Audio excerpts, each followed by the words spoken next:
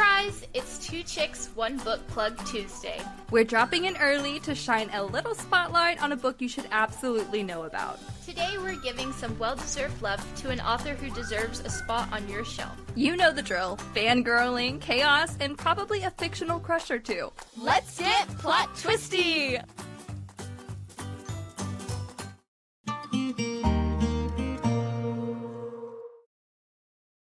Hey everyone, and welcome back to Two Chicks and a Plot Twist. Today's episode is extra exciting because we're rolling out something brand new here on the podcast. A way to highlight incredible indie authors who deserve way more love. Starting this week, we're launching Book Plug of the Week, a special spotlight episode almost every Tuesday. That means you're getting an extra dose of bookish goodness each week. A huge thank you to Dorie Burdett Pickle for sharing her beautiful book, Dawn, with us. We couldn't have picked a better book to kick it off with, because Dawn is such a powerful and heartfelt story. Dorie Burdett Pickle's writing is moving, raw, and unforgettable, and we're so excited to feature her book.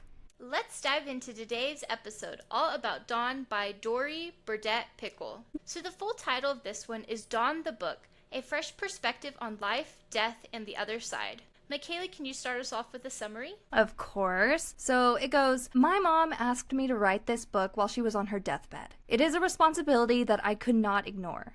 I think no one could. So I'm passing this along, not only to fulfill that obligation, but also to honor the life she led, the lessons she taught me, and the beautiful end-of-life visions she had during her last few days. This book is my best attempt at relaying my mom's end-of-life experiences, which she urged me to pass along, in addition to some of my perspectives on those visions based on my own interpretations. It is my story of caring for my mom as she passed away, her powerful and compelling insights as she approached death, and my surprising spiritual journey with her since then. And a little bit about the author. Dorie Burdett Pickle is a mother, a wife, a daughter, a sister, a friend, and a nature lover. Dorie works full-time as Creative Pickle's founding principal and creative director. She is also a writer, an artist, and a musician. When her mom, Carly, asked Dorie to promise to write about her end-of-life dreams, thoughts, and visions, Dorie readily accepted the challenge. Dorie's journey with Dawn was a cathartic experience of grief, in addition to fulfilling her last promise to her mom. Dorie has started a foundation called Shapes in the Clouds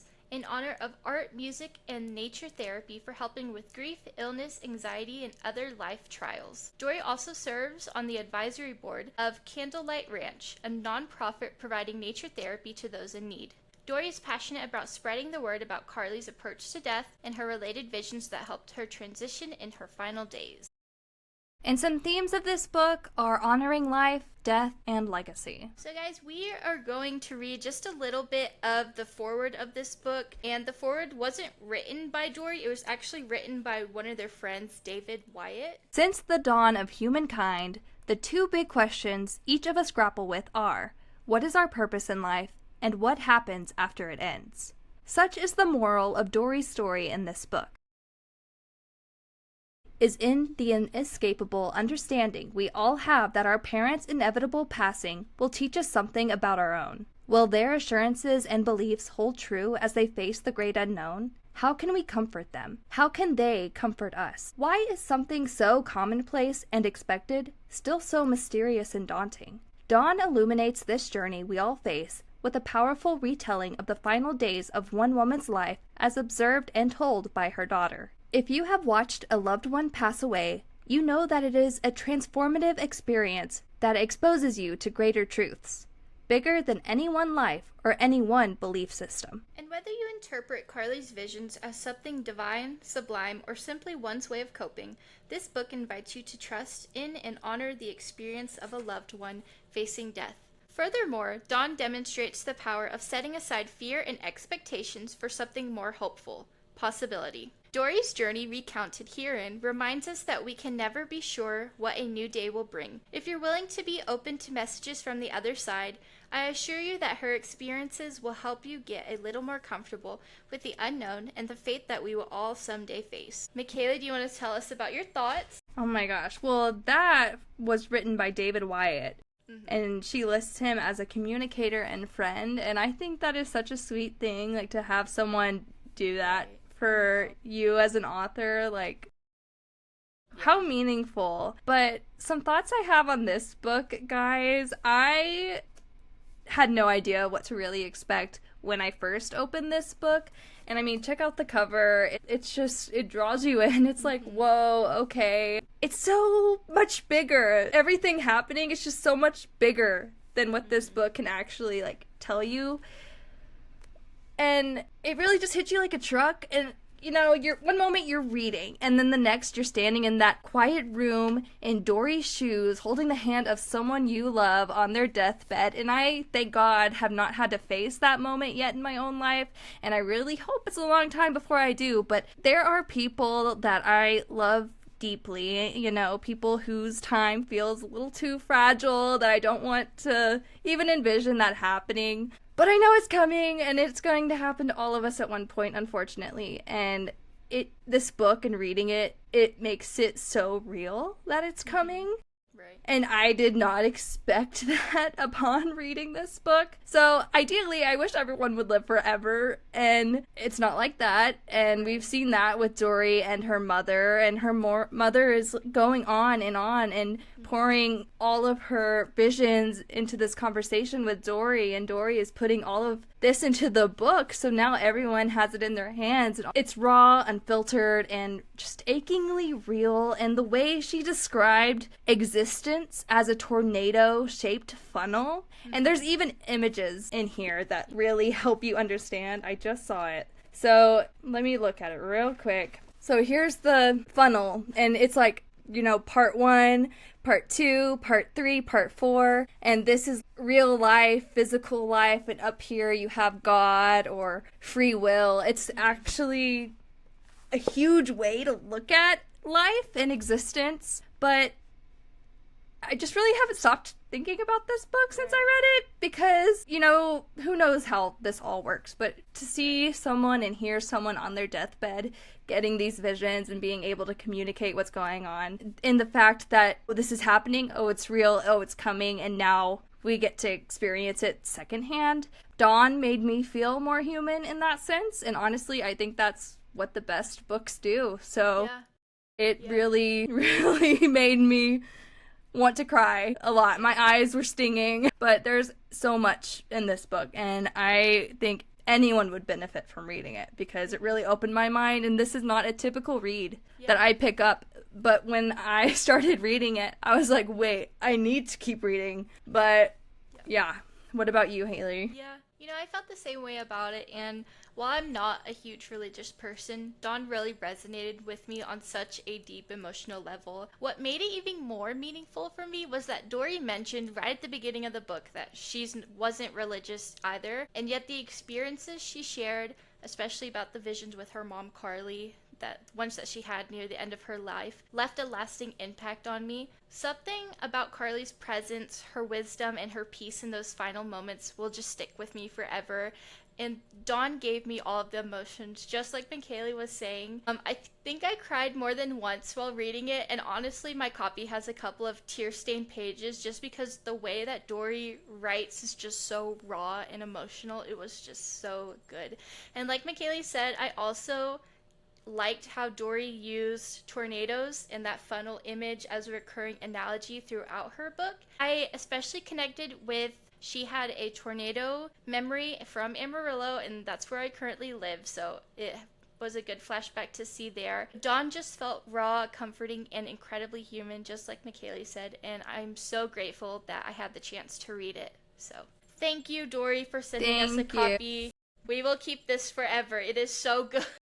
Yeah, it's like on my brain. I'm probably gonna go to bed tonight. I know. Oh my gosh. Whoa. And I was reading it at night in bed, and I just kept crying. And I was like, Dorie, what'd you do to me? Her writing is just so good. Yeah, it's so straight to the point too, so you know what's happening. She's not sugarcoating it in a way that makes you have to be like, what does that mean? What does that mean? No, it's straight to the point. I absorbed it like a sponge. Yeah.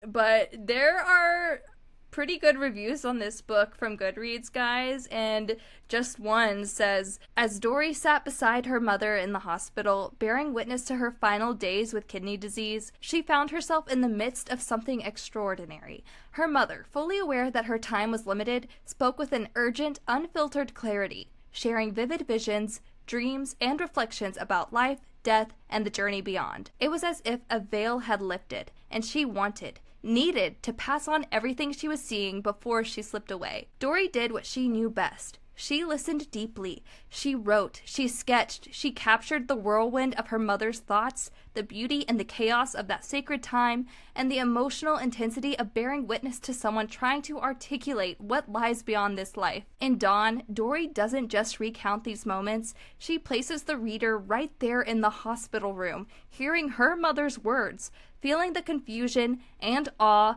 and glimpsing the mystery through her mother's eyes. The result is Dawn, a stunning reflection on life, death, grief, and what might come after, told not as an ending, but as part of something much greater. Through the lens of both daughter and creative, Dorie translates this deeply personal experience into one that resonates universally. She believes that opening ourselves to conversations about death, the meaning of life, and our purpose is essential to our collective emotional well-being. With a blend of vulnerability, humor, and creative insight, she creates a safe space for us to think more deeply, feel more fully, and grapple with loss, and with the enduring connections that continue long after someone is gone. Dawn touched me in a profoundly personal way. I read it just a few months after my own father passed away. Like Dorie, I found myself in a hospital room, watching someone I love slip away. My father had lost his short-term memory due to dementia, and in those final days, I clung to every moment we had, aching to connect, knowing our time was running out. I sobbed reading Dawn,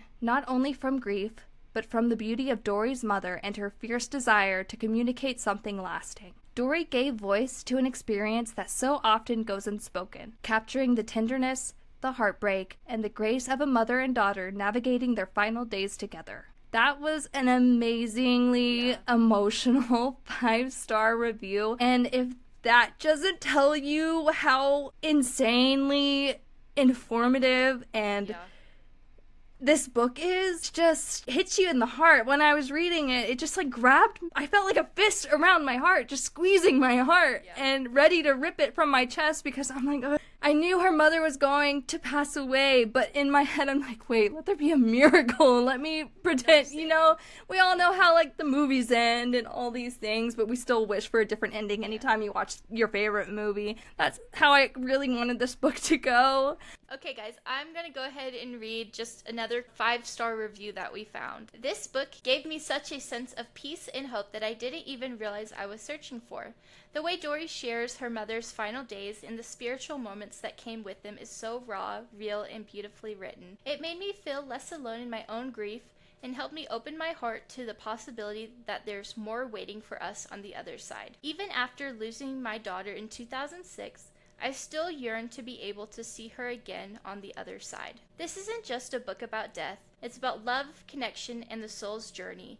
It reminded me that even in the hardest moments, there's beauty and meaning if we're open to seeing it. If you've ever lost someone you love or just need a little light in a heavy world, I truly recommend this book. It stayed with me long after I finished the last page. Wow, the fact that all these people can relate.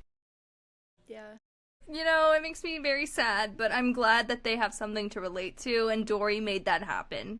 Yeah. And she's giving so much purpose in this book and explanations that I didn't realize we needed. Because no one knows about death. What happens after you die? You know, we have all the scientists and things, and she even mentioned it in her book, of course. Like, we've been alive, existed, humans have existed for all these years, and no one still knows. Are you reincarnated? Are you just, boom, lights out forever, you know? And I feel like hearing these things from her mom gives you a sense of closure and peace, and I really appreciate that about this book. And Same. you know, something else I really love, guys, at the end of this book, and we may cover it later too, but at the back of this book, and this makes me so emotional, it's pretty much, and I hope you're watching the video, guys, because this book is so, like, the actual version of the book. It's like very high quality. The pages are so thick.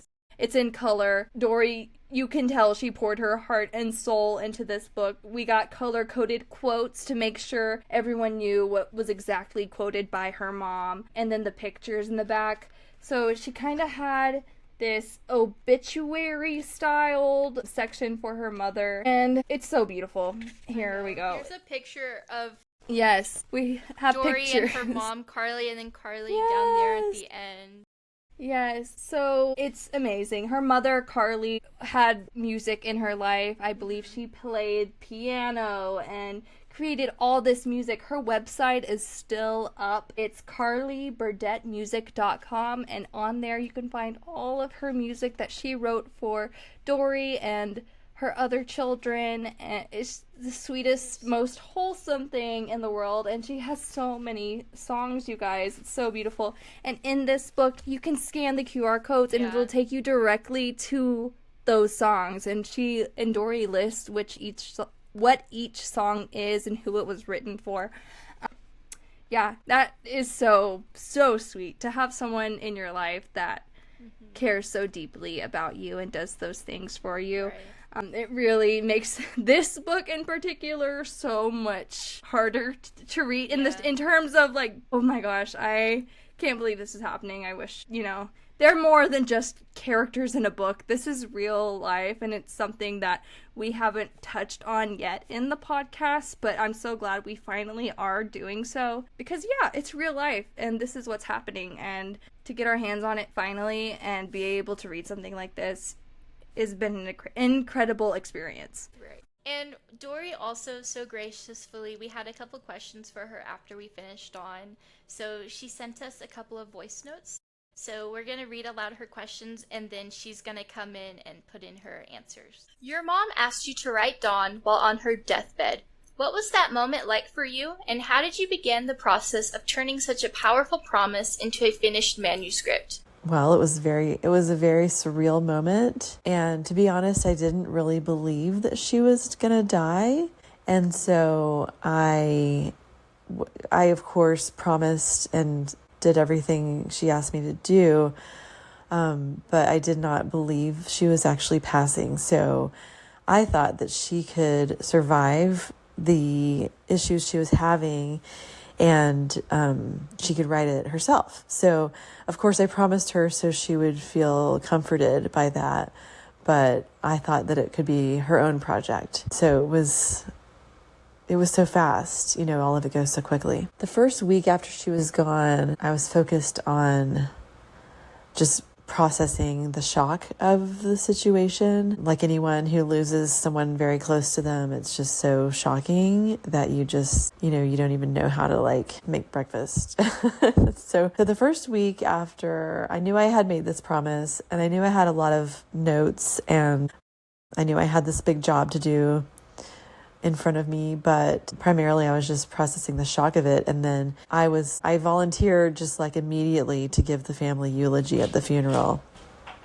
And so that week I was focused on writing the eulogy, and part of the eulogy did kind of help get my gears kind of turning for the book. And I was already writing. I've always been a writer. Even when I was a kid, I would write in my diary, and in college I wrote tons of journal entries and short stories and essays and things like that. So I was an English major and worked on writing as part of my creative outlets, but this was definitely more important than anything else I had ever written before or even attempted to write. It flowed really naturally because I wrote it kind of unfettered as part of my grief. And then the hardest part, so for the first year or so, I was just writing just everything that came to me. And if I was missing her, I would write. In my grief, I would write. And I would write, and I would stop and cry and bawl my eyes out. And then I would pick back up. And it was all really scattered and really driven by grief. And this promise that I had made. And then about a year or a year and a half into it, it all seemed really jumbled and didn't seem to make a lot of sense. And so I printed it all out based on a recommendation by a friend of mine who's an author. I printed it all out and stacked it in chapters and kind of reorganized it. And during the time of writing the book, I'm also having this really intense spiritual awakening with all these interactions with my mom in my dreams and in my mind and just in my life. And so that was also driving part of what I was writing about. And so it was kind of like reality book writing, if you will, because it was happening while I was writing it. And then it took me 3 whole years to edit it down to what I really wanted to share and put things in the right order and get it edited and drafted and designed and printed. It was a long process. It took about 5 years. I thought it would take 1 year. So I always write my goals out for the year. And that first year after she died, published Dawn. And of course, it just took so much longer than I would have ever expected. So when it did happen, it was a huge relief to have it done. What do you hope readers take away from your mom's end-of-life insights? I think the number one thing I would want people to take away is very simple and straightforward. And that is that she said there's nothing to be afraid of. And she told me that multiple times with a lot of passion. And all of my life and to this day, I believe my mom and I believe in what she tells me and I follow her advice. And that was one of the main things she tried to communicate to me, was that there was nothing to be afraid of. She was facing death. She was at death's door while talking to me, and she really reiterated that point. She also really was emphatic about the journey being larger than she had ever imagined, and that it was just a much bigger, longer, larger situation than any of us can really comprehend. And by situation, I mean our spiritual journey. Her insights that I describe in the book, there were different levels. And there were different, just very specific things that she had me draw and notate while she was seeing all of this. And I think it makes a lot of sense. I think it incorporates our physical reality and most major religions' perspectives. I think that it is really interesting. It's definitely changed the way I view my life and the world around us. There's a lot of hope and beauty in her visions that she knew, hope and beauty in the visions that she shared with me and that she was so inspired and tightened by. Once she was experiencing that, she was really ready to go. And I think it's all very hopeful. And so my hope is to share this vision in this book and all of the things that she witnessed while dying. I would love for any and all people to see and understand it, because I believe that it would bring them joy and hope. And I think that that's something that we all really struggle with these days. It's also important to note that she was not on any mind-altering drugs at the time. She was on medication for her kidney transplant that kept her alive, and she was on medication treating her pneumonia. But she was not on morphine or any hospice care or any sort of opioids. I think that's important to note, because this was not a person who was not making sense and drifting in and out of consciousness. She was very clear about what she was seeing, and she was excited to tell me about it and very insistent that I pass them along. And now that is part of my life's journey, and part of my purpose is to help communicate that end of life insight that she had. What advice would you give to someone caring for a loved one nearing the end of life? Caring for my mom at the end was joyful in some ways. We had moments together. We had time together. It was hard in some ways because it was scary, and it was in the hospital, and it was lots of complicated decisions. And she was also having this near-death experience where she was really excited about what she was seeing, and she was saying that there's nothing to be afraid of, and that she could see all of it, and that it all made sense. And in that way, it felt really hopeful. You asked about advice for others. I would just say keep their wishes in mind. Always ask what they want. I think some of us, with the doctors and the spouses and the children and everybody involved, everybody has their own opinions and their own goals to keep the person there and get them better, etc. And I would say, from my experience, the number one most important thing is to understand what their goals are. The person who's dying, what do they want and what do they need? And do they want people around, or do they want privacy just with a few loved ones? Do they want to be home or in the hospital? There's so many considerations. And when you're caring for someone who's near the end of their life, I think it's just really, really important to honor what they want. Was there a moment in writing Dawn that was healing or especially difficult? In the beginning of writing Dawn, it was so therapeutic because I was writing out what happened and what she told me. And it felt really good to have a space and a purpose to put my grief and to process my grief. So it was really, really therapeutic and helpful way. The last couple of years of laying it out and working with printers and getting it published was just more frustrating and logistical, to be honest. I just wanted to get it done. But part of the healing process, after I'd written it before I was publishing it, there's so many times where I read certain phrases over and over in silence and sometimes out loud. And it just felt like I just needed to go over and over it again and again to really deal with it and face my grief and work through it and work with it. And I did that so many times. And I feel like it was kind of like chewing gum until all the flavor was out, kind of, if that makes sense. So it was a very iterative process that just was kind of over and over until I got it right and until each phrase and captured really what I was wanting to capture and communicate. So it was difficult, but it was more healing and helpful than anything else. It was not painful in a bad way by any means. Having gone through that, even if you haven't been asked to write a book or if you don't plan to publish anything, I do highly recommend writing as a part of working through grief. It's been extremely helpful to me. So I'm really grateful that she asked me to do it. And guys, here's where you can purchase Dawn. So it's available on Dorie's website. It is called dawnthebook.com. And she also has an audiobook where she narrates it herself. Dorie narrates it herself, and it's available on audiobooks.com. Alright guys, before we wrap up, we just want to take a moment to thank Dorie Burdett Pickle for trusting us with her story and for allowing us to feature Dawn in such a personal and meaningful way. This book is more than just words on a page. It's a tribute, a promise fulfilled, and a reminder of the beauty that can still exist in grief and goodbye. It really touched both of us, and we hope it resonates with you too. If Dawn spoke to you the way it did to us, please consider supporting Dorie and grabbing a copy. Indie authors pour so much heart into their work, and we love being able to support them. And don't forget, this is just the beginning of our Book Plug of the Week series. Almost every Tuesday, we'll be spotlighting a different indie author and giving you an extra dose of bookish goodness. Thank you for listening, thank you to Dorie for sharing her voice, and thank you to her mom Carly, whose love and wisdom shines so brightly through the pages of Dawn. We'll be back Thursday with another episode. Bye! Bye.